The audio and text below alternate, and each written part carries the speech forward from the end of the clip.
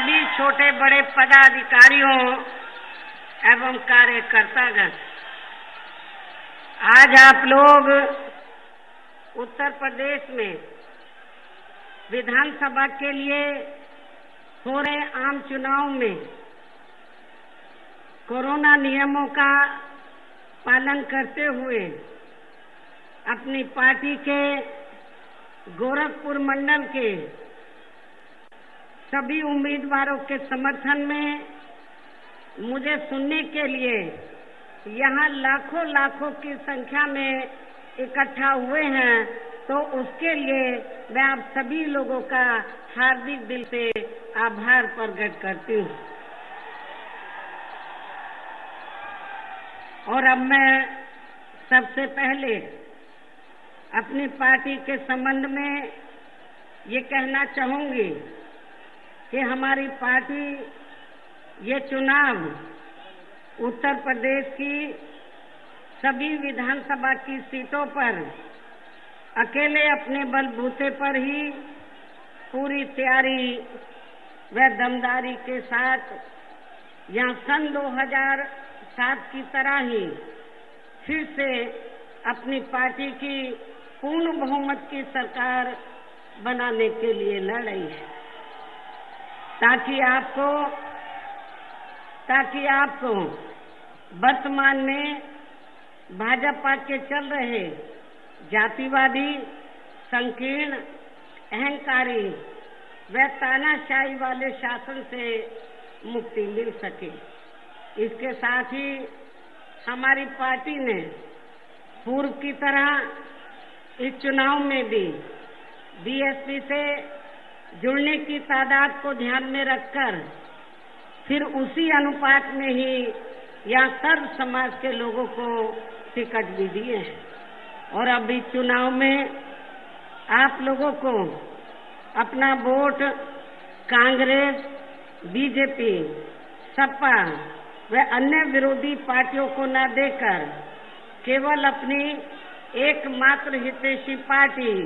Bahujan Samaj party को ही देना क्यों जरूरी है, इसे आप लोगों को समझना होगा। हालांकि इस संदर्भ में आप लोगों को ये मालूम है कि आजादी के बाद शुरू में काफी लंबे समय तक केंद्र व उत्तर प्रदेश सहित देश के अधिकांश राज्यों में भी कांग्रेस पार्टी की ही अकेले यहाँ सरकारें रही हैं, किंतु इनकी गलत नीतियों एवं गलत कार्य प्रणाली की वजह से ही अब ये पार्टी केंद्र व काफी राज्यों के साथ साथ यहाँ उत्तर प्रदेश की सत्ता से भी बाहर हो चुकी है। इसके साथ ही ये पार्टी जबरदस्त जातिवादी होने के कारण शुरू से ही हर मामले में खासकर यहाँ दलित, आदिवासी व अन्य पिछड़ा वर्ग विरोधी पार्टी भी रही है और अभी भी है, जिस कारण केंद्र में रही इस पार्टी की सरकार ने, कांग्रेस पार्टी की सरकार ने इन वर्गों के मसीहा व भारतीय संविधान के मूल निर्माता परम पूज्य बाबा साहब डॉक्टर भीमराव अम्बेडकर को भारत रत्न की उपाधि से भी सम्मानित नहीं किया था, जिसके लिए वो हर प्रकार से पात्र भी थे। इतना ही नहीं बल्कि इनकी मूवमेंट को आगे बढ़ाने के लिए अपनी पूरी जिंदगी समर्पित करने वाले मान्यवर श्री कांशीराम जी के देहांत होने पर भी केंद्र में उस समय इसी कांग्रेस पार्टी की रही सरकार ने उनके सम्मान में एक दिन के लिए भी राष्ट्रीय शोक घोषित नहीं किया था, तथा न ही इस पार्टी की रही सरकार ने पिछड़े वर्ग की आरक्षण संबंधी मंडल कमीशन की रिपोर्ट को भी लागू किया था, जिससे फिर बीएसपी ने अपने कड़े संघर्ष व अथक प्रयासों से केंद्र में रही उस समय श्री बीपी सिंह की सरकार से ही लागू कराया था। साथ ही इसी सरकार में ही बाबा साहब डॉक्टर भीमराव अम्बेडकर को भी भारत रत्न की उपाधि से सम्मानित किया गया था। लेकिन अब केंद्र व अधिकांश राज्यों की भी सत्ता से बाहर होने पर यही कांग्रेस पार्टी खासकर दलितों, आदिवासियों व अन्य पिछड़े वर्गों के वोटों की खातिर आए दिन किस्म किस्म की नाटकबाजी करती रहती है, जबकि इन वर्गों के व अन्य और मामलों में भी इस पार्टी की सच्चाई तो ये है कि कांग्रेस पार्टी जब सत्ता में आसीन होती है और इनके अच्छे दिन होते हैं तो तब इस पार्टी को इन वर्गों का विकास व उत्थान आदि याद नहीं आता है और न ही इनको महिलाओं की भी भागीदारी याद आती है। इतना ही नहीं बल्कि इस पार्टी के बाद खासकर यहाँ सपा व बीजेपी आदि की बनी सरकार में भी यूपी की जनता अधिकांश मामलों में काफी ज्यादा दुखी रही है। सपा की सरकार में तो ज्यादातर यहाँ गुंडों, बदमाशों, माफियाओं, अराजक तत्वों व सरेआम लूट खसोट करने एवं दंगे फसाद आदि कराने वालों का ही राज रहा है, जिसकी खास वजह से ही इस सरकार में हमेशा यहाँ तनाव की स्थिति बनी रही है। प्रदेश में विकास के कार्य भी ज्यादातर यहाँ एक विशेष क्षेत्र व एक विशेष समुदाय के लोगों तक ही सीमित होकर रह गए हैं। खासकर दलितों व अति पिछड़े वर्गों के लोगों को हमारी सरकार ने जो अनेकों सुविधाएं दी थी तो उन्हें भी सपा सरकार ने ज्यादातर खत्म कर दिया है। साथ ही इनके संतों,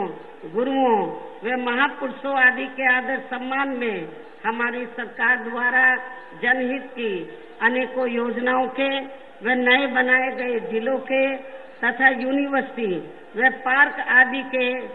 जो भी नाम रखे गए थे तो उन्हें भी अधिकांश सपा सरकार ने बदल दिया है। इस प्रकार से इनके प्रति ये है इनका असली प्रेम व सम्मान आदि, जबकि हमारी पार्टी तो इन मामलों को लेकर ये भी सोचकर चल रही थी कि सपा सरकार के हटने के बाद शायद बीजेपी की सरकार सपा के इन फैसलों को जरूर बदल देगी, लेकिन ऐसा नहीं किया गया, जिससे सपा की तरह ही बीजेपी की सरकार की भी इन वर्गों के प्रति तथा इनके संतों, गुरुओं व महापुरुषों आदि के प्रति भी हीन व जातिवादी मानसिकता साफ झलकती है। इसलिए इस चुनाव में खासकर इन वर्गों के लोगों को सपा के साथ साथ बीजेपी को भी सत्ता में आने से जरूर रोकना है। इसी प्रकार भारतीय जनता पार्टी की सरकार की भी नीतियां व कार्यशैली अधिकांश यहाँ जातिवादी, पूंजीवादी एवं आरएसएस के संकीर्ण एजेंडे को ही लागू करने पर टिकी रही हैं, जिससे प्रभावित एवं शिकार हुए लोगों का इस सरकार में सही से विकास व उत्थान आदि नहीं हो सका है। साथ ही इनका हर स्तर पर काफी ज्यादा शोषण व उत्पीड़न आदि भी किया गया है। धर्म के नाम पर हमेशा यहाँ तनाव व नफरत आदि का वातावरण ही बना रहा है। प्रदेश में अपराध भी काफी ज्यादा बढ़े हैं। खासकर दलित, अकलियत व महिलाएं आदि भी इस सरकार में कतई भी सुरक्षित नहीं रही हैं, लेकिन मीडिया में इनके सही आंकड़ों को ज्यादातर दबा दिया जाता है। इसके अलावा प्रदेश में गरीबों, मजदूरों, बेरोजगारों व अन्य मेहनतकश लोगों के साथ साथ दलितों, आदिवासियों, पिछड़े वर्गों, मुस्लिम एवं अन्य धार्मिक अल्पसंख्यक समाज के लोगों के हित व कल्याण के लिए वर्षों से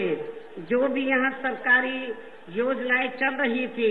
तो उनका भी इन्हें वर्तमान भाजपा सरकार में सही से पूरा लाभ नहीं मिल पा रहा है। साथ ही दलितों व पिछड़ों को भी अब आरक्षण का पूरा लाभ नहीं मिल पा रहा है, क्योंकि अब इस सरकार में भी ज्यादातर सरकारी कार्य प्राइवेट सेक्टर के जरिए ही कराए जा रहे हैं, जिसमें इनके लिए आरक्षण की कोई भी व्यवस्था नहीं है। सरकारी नौकरियों में भी इनका आरक्षण का कोटा पूरा नहीं किया गया है। मुस्लिम व अन्य धार्मिक अल्पसंख्यक समाज के लोगों के साथ तो बीजेपी की सरकार में अधिकांश यहाँ सौतेला व पक्षपात वाला रवैया ही अपनाया गया है। विशेषकर मुस्लिम समाज तो इस सरकार में हर मामले में सबसे ज्यादा दुखी रहा है तथा हमेशा दहशत में रहा है। वह अपने आप को असुरक्षित भी महसूस करता रहा है। इतना ही नहीं बल्कि इस बार बीजेपी की सरकार में अपर कास्ट समाज में से विशेषकर प्रबुद्ध वर्ग में भी ब्राह्मण समाज हर मामले में अपने आप को काफी ज्यादा उपेक्षित महसूस करता रहा है। इसके अलावा इनकी गलत आर्थिक नीतियों के कारण यहाँ गरीबी, बेरोजगारी व महंगाई आदि भी काफी ज्यादा बढ़ी है। इसके साथ साथ उत्तर प्रदेश सहित पूरे देश के किसान भी केंद्र सरकार की गलत नीतियों के कारण काफी ज्यादा दुखी व परेशान रहे हैं और अभी भी हैं। साथ ही प्रदेश में बेरोजगार लोगों को रोजगार नहीं मिलने के कारण ही ज्यादातर इनको इस सरकार में भी वर्तमान बीजेपी की सरकार में भी पलायन करना पड़ा है। जबकि इस मामले में आप लोगों को ये मालूम है कि जब बीएसपी के नेतृत्व में 4 बार यूपी की सरकार बनी तो बीएसपी की आजादी के बाद ये पहली सरकार थी जिस सरकार में यहाँ पर गरीब और बेरोजगार लोगों को रोटी रोजी के लिए दूसरी पार्टियों की सरकारों की तरह वर्तमान भाजपा सरकार की तरह उनको अपना प्रदेश छोड़कर बाहर के प्रदेशों में नहीं जाना पड़ा है, बल्कि उनको बड़े पैमाने पर मेरी सरकार में यही रोटी रोजी के साधन मिले हैं। इतना ही नहीं बल्कि जो लोग पलायन करके चले गए थे तो मेरी चारों हुकूमतों में वो लोग फिर से यहाँ वापस आ गए और उन्हें भी रोटी रोजी के बड़े पैमाने पर साधन मिले हैं। और मैं आप लोगों को ये विश्वास दिलाना चाहती हूँ कि इस बार जब बीएसपी के नेतृत्व में सरकार बनेगी तो फिर से आप लोगों को रोटी रोजी के साधन दिए जाएंगे। आपको पलायन करना नहीं पड़ेगा रोटी रोजी के लिए। इस प्रकार से इन सभी विरोधी पार्टियों की रही सरकारों में शुरू से यहाँ यूपी की जनता काफी ज्यादा दुखी व परेशान रही है। विशेषकर कोरोना महामारी के दौरान तो इन सभी की हालत और भी ज्यादा खराब हो गई है। ऐसे में इन सभी विरोधी पार्टियों की रही सरकारों से निजात पाने के लिए अब इस चुनाव में यहाँ प्रदेश की जनता को अपनी एकमात्र हितैषी पार्टी बहुजन समाज पार्टी की ही